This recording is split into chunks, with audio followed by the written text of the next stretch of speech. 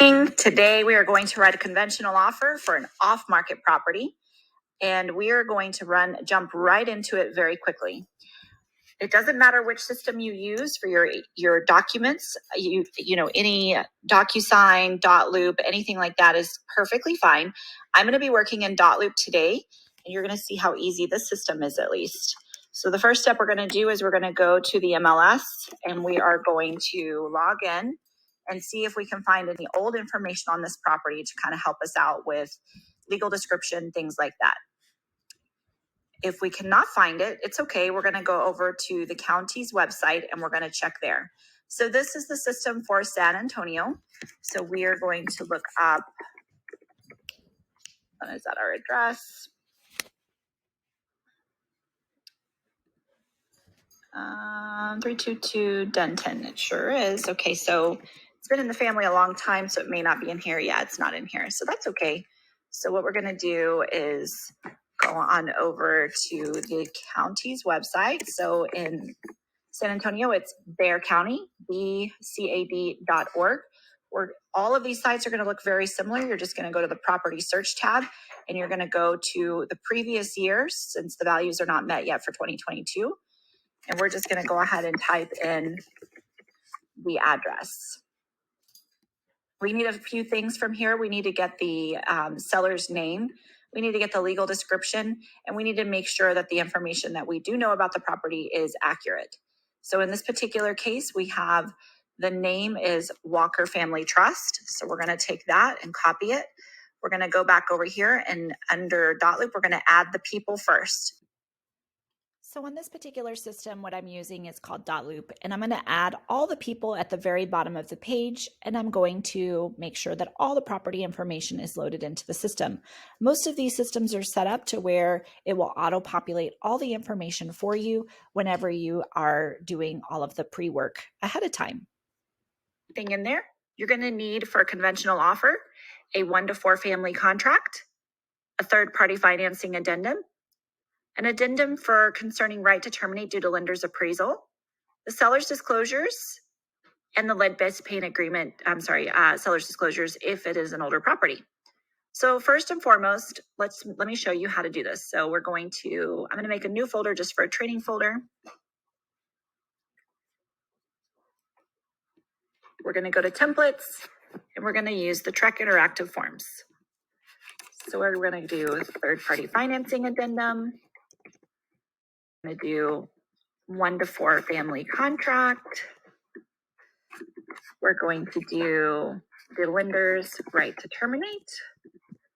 Okay. So we're going to put all of these in here. Once you have them in here and you click the 1-to-4 family contract first, it's going to ask you who is who. So you're going to go ahead and assign all of the roles to the individual people that you've already added and double check your work to make sure that everything is correct. Sales price, earnest money, everything. Once you go down to the bottom and you click autofill, it's going to autofill the contract for you. So I'm going to go a little slower here to make sure that the 1-to-4 family contract, if you have any questions, we're going to cover it right here. So make sure that the seller's name and the buyer's name are listed correctly. You've got the lot and block information and the legal description, the city, state, and zip, as well as it's known as the physical address itself. As you scroll down, exclusions would be if they had listed in the MLS any exclusions to the property. So for example, if they had listed that a ceiling fan, maybe it's the seller's favorite ceiling fan in the living room, is still mounted in the ceiling, but it's not going to go with the property. If they are going to say the ceiling fan is excluded, then you would be typing right here, the ceiling fan located in the living room is excluded. Okay, in this particular case, we're going to type that it is a third-party financing addendum because this conventional offer, this guy is going to put 20% down. So we're going to go ahead and put here that the 20% down, I believe it's $44,600, but let me use my handy-dandy calculator right here to figure that out. So we're going to go 222,000 times 20%, and we get 44400. 44400.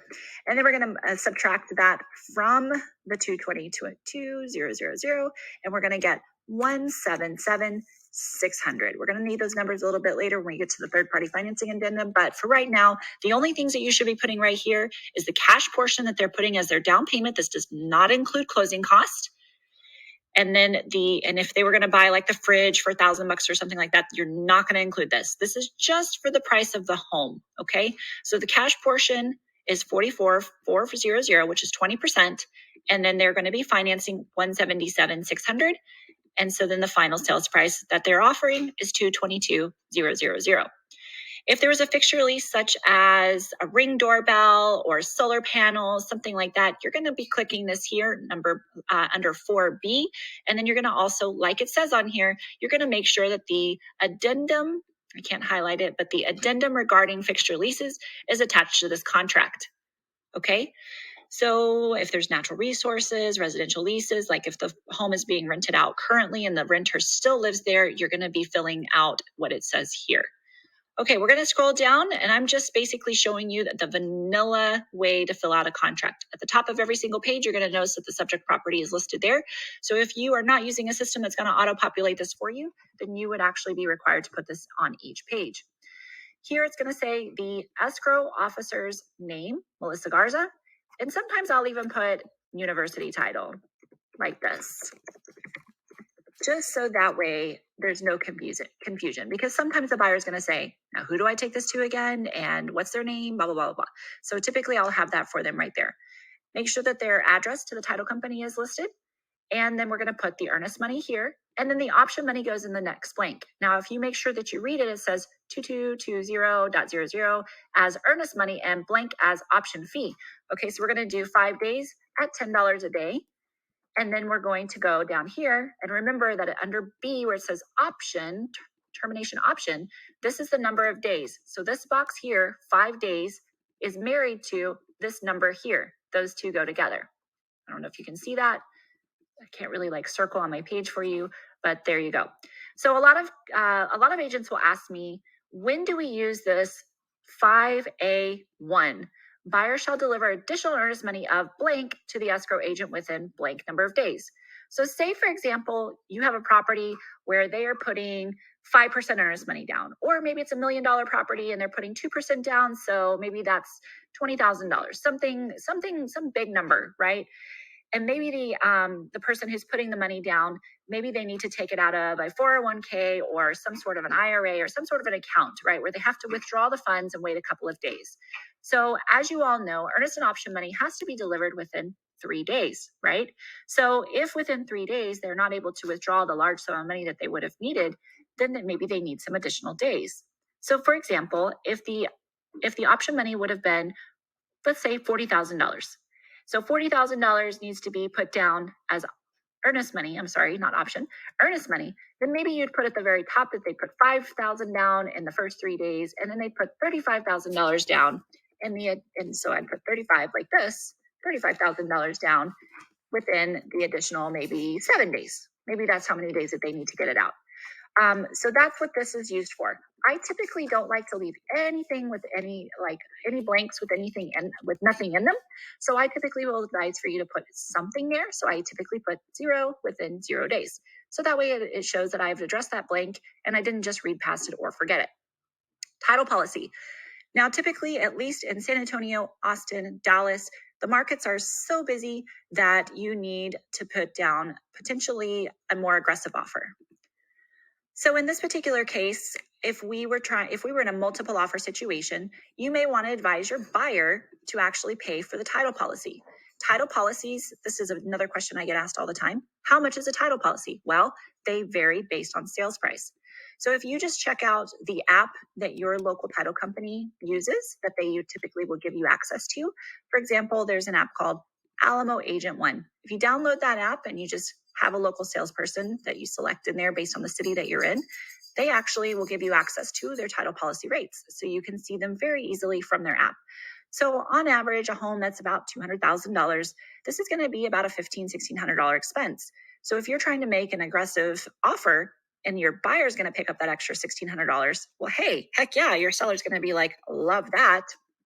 I'll accept your offer. However, if maybe the home has been sitting on the market for a little while, or it's flipping back to be a buyer's market, then you could ask the seller to pay for it. So in a lot of cases, it is a seller's expense, but it just really depends on your market. Okay, as you scroll down here, now we're talking about the title policy. If there's any shortages or amendments. And I know I'm going super, super fast here, and I apologize, but feel free to pause, go back, or go forward based on what your needs are. So if you're trying to write an aggressive offer, typically the first one is going to be the one that you're going to click. However, if you're writing a vanilla deal and you can get away with it, I would do number 2 and put that at the seller's expense would be any shortages of any areas. Okay, survey. The next is the survey provided? So you've got to already know that. If it is provided, then you can just say within 1 day of the effective contract, the seller shall provide the buyer the survey. However, if it's not provided, maybe then they have in the offer instructions that they don't have it.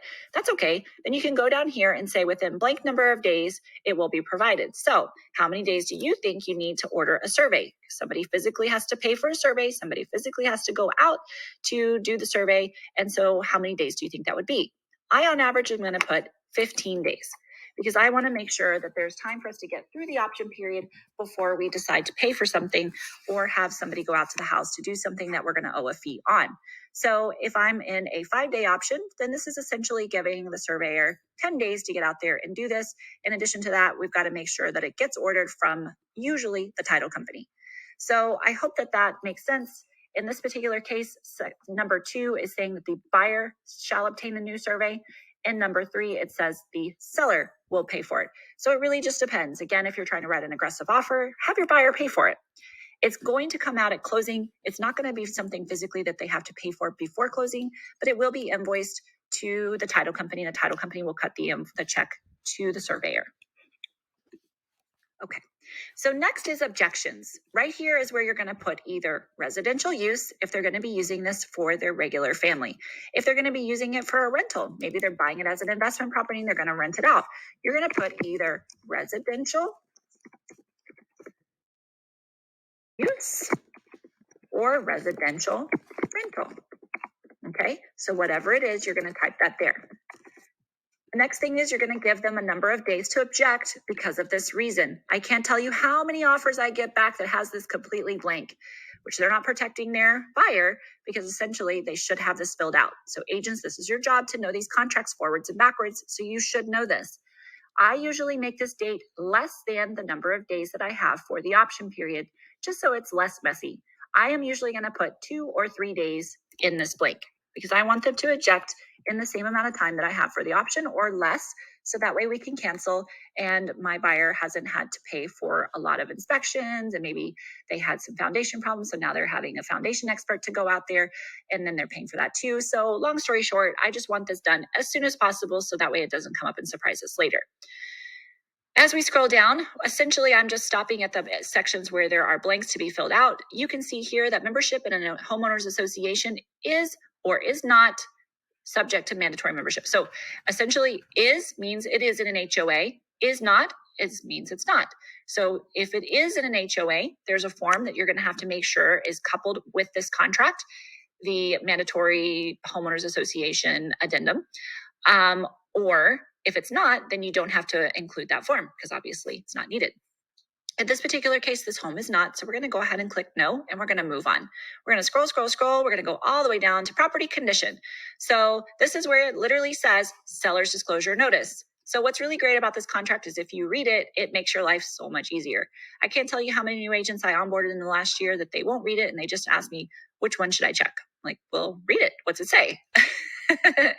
So under 7B1 is where if you've already received the seller's disclosures notice, you're going to go ahead and check that box. And then you're going to make sure that the seller's disclosures are coupled with the 1 to 4 family contract when you send that over. If you've not received it like we did today, we had not received the seller's disclosures yet when we submitted this offer. I had to click the second one. Buyer has not received the notice, and within 1 day, I wanted to receive that. So that way it would be before he paid for his inspection report, but after obviously we've contracted. So we did receive it after the fact. So that's great. I've already sent it to my customer and had him sign it.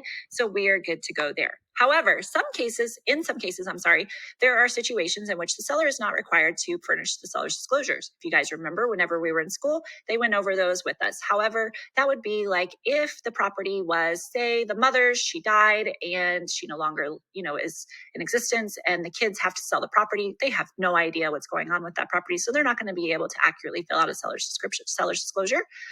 Or maybe if somebody is flipping the home, they bought the home, never lived in it, they cleaned it up, and then they are immediately selling it. Or if it's a new construction home. Okay, so those are the three cases in which you would not need to click number 1 or 2. You would click number 3, and they would not need to provide that. Okay, in our case, we did need the seller's disclosures, so we just gave them the 1 day to give that to us. All right, under D, acceptance of property and condition. Okay, 99% of the time we're going to click the first one and we're going to accept the property as is. However, there was one property one time that when I walked it with my buyers and we were going to put it in offer, there was some obvious things missing. For example, light bulbs were completely burned out. There was no shower head in the master bedroom and a toilet paper dispenser. And it really irked the buyers because they wanted to, make sure when they moved into their home, they had these few little items because they were coming in from out of state and would have had a brand new baby on the way. So I always say pick your battles, right? So if it's little things that you as an agent can cover so that way you don't make a rift between the other party and yourself, maybe you buy them a shower head and some toilet paper holders, whatever. Because I mean, in the big scheme of things, if you make a $15,000 commission and you need to give them $100 worth of random stuff, it's totally worth it on your side to just keep the peace. Okay. And so in that particular case, though, they really wanted me to put it on there. So I had to check number 2 and I had to type out toilet paper dispenser, shower head, yada, yada, yada. I had to type all of this here. Shower head installed in master, light bulbs, yada, yada, yada. So that's what I put right there. So I'm going to go ahead and delete that because that is not the example on this house. In this particular house, we accept the property as is. As we scroll down, residential service contracts, everybody always asks me, what the heck is a residential service contract? Well, in our terms, we call it a home warranty. A home warranty can be waived by your buyer and not purchased. However, if you are having the sellers pay for it, you're going to put the amount of that right here. On the settlement statement at the end, title is going to credit your buyers $550 and debit the sellers $550. You as the agent need to make sure that this gets ordered if you're representing the party that's going to receive it. So I always recommend just going to a local home warranty company, logging into their website and making it super easy. They're going to bill the title company so you don't even have to pay it out of pocket and wait to get reimbursed. So you're just going to put the amount here. In this particular case, the buyer has opted to waive that. So we're going to go ahead and click nothing there. But again, I like to put something in every one of these blanks so it shows that I didn't miss anything. Okay, brokers and sales agents. If the buyer or seller was party to a licensed real estate agent, this is where we would put that information. However, in this case, they are not. So we could put NA, or we can just skip over that one because that one is typically going to be NA. Closing date. Always recommend a 30-day close. However, if your buyer is using somebody like USAA, Bank of America, Wells Fargo, Security Service, if they're using a big bank that is a Monday through Friday, 8 to 5 kind of organization, dial an 800 number to possibly get somebody on the phone, you are likely going to be closing in 45 days. So let's be realistic. I received an offer the other day from someone who was putting an offer in on one of my listings, and they put a 2-week close with a USAA buyer that hadn't even been pre-qualified yet. I'm like, what are you thinking, lady? We're looking at 45 days easy. The lender still didn't close it on time. It took close to 60 days with USAA. So obviously I had her amend the date to be 45 days. And then we ended up having to amend it again to be a couple weeks later. But the point is you need to make sure that you're on top of this, usually advising your client to go ahead and shop with another lender to make sure that they have multiple options is better. And obviously advising them not to necessarily stick with the bank that won't be available nights and weekends unless the seller, and in some cases this happens, doesn't need to sell their house for 60 days, 45 or 60 days. But in any case, 30 days is fine. So today was March 2nd of 2022, and the 2nd of April fell on a weekend. So I picked the following Monday because when I submitted this offer, I didn't know if it was going to get accepted in the same day or not. And so sometimes it can take a couple of days for it to get executed. So you want to make sure it's 30 days from the day that it gets executed. So Monday, the 4th of April gives us approximately 31 days. So that works perfect. We ended up getting it executed in the same day. Hallelujah. Our offer was accepted. So our sweet buyer is very excited about his new home. All right, possession. Possession means, are they going to take possession before closing or after closing? Is the seller going to stay after closing? Or is this, like what's going to happen? So in this particular case, this home is going to be given over on the day of closing and funding. Or if my buyer was going to occupy the property before or the seller after the closing, you would click according to a temporary residential lease. And if you were going to click according to a temporary residential lease, you would include that form. Has to be coupled with this contract. Okay. In this particular case, we're just going to click upon closing and funding. Alrighty, and then read the bold information here. Consult your insurance agent prior to change of ownership and possession because insurance coverage may be limited or terminated, blah, blah, blah, blah, blah. Okay, so make sure that your buyer or your seller, takes care of that. Special provisions. You are not an attorney, so this is not your box. This is not a free space for you to just type whatever you want. You are not allowed to click and put anything in this box. Now, there are some cases in which your buyers have an attorney or your sellers have an attorney, and you are advised to put something in this box. If their attorney has specifically given you instructions to put something here, then you can put it there. But otherwise, it's advised that you don't put anything in this box. Settlement and other expenses. Settlement and other expenses is closing cost. Okay, so this next box right here would be the closing cost that the seller is going to provide to your buyer. If they were going to be providing anything, you would put that here. In our particular case, we asked for nothing. Prorations, nothing. Casualty and loss, nothing. Keep going, keep going, keep going, keep going. All right, notices, buyer at, and then the buyer's information is here. Seller at, and the seller's information is there. Now, it is recommended that you take their information out so both parties can't necessarily talk to each other. However, you have to remember to give the information over to the title company.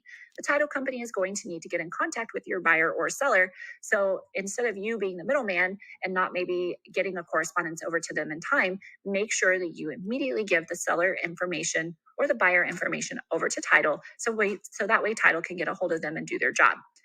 All right, in this particular case, we're writing a conventional offer with a third-party financing addendum and an addendum concerning right to terminate due to lender's appraisal. We do not have a refrigerator or any non-realty item addendum in place for this house, but if we did, we would click other and we would type non-realty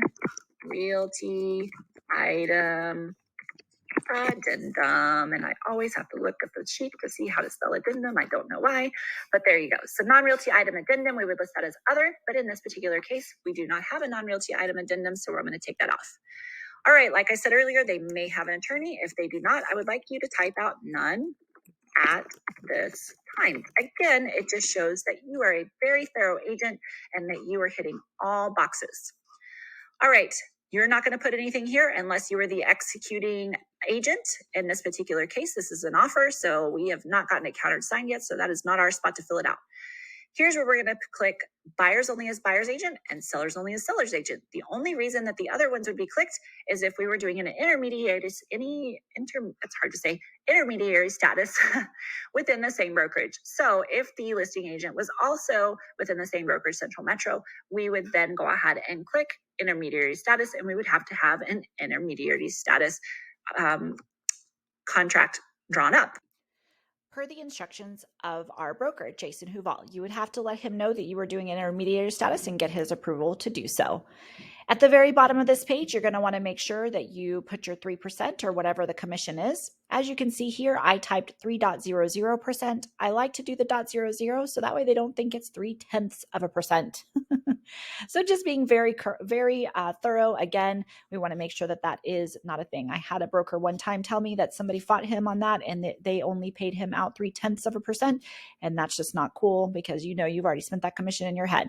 When you scroll up and you look at the full page and it has all of the information from both brokerages, it is really cool and lots of brownie points go to you if you fill this out in its entirety, because then the other agent is like, oh, look at that. They paid attention. It makes them feel really good about life. So definitely make sure that you fill this out in its entirety. To recap, that was a wonderful family contract. Buyers and sellers' names, property information. We did our 20% down. We did not include non-realty item monies here or anything else, just the amount that we were putting down for the property and then the amount that we are financing. The total amount should be the addition of both of these together to equal 222.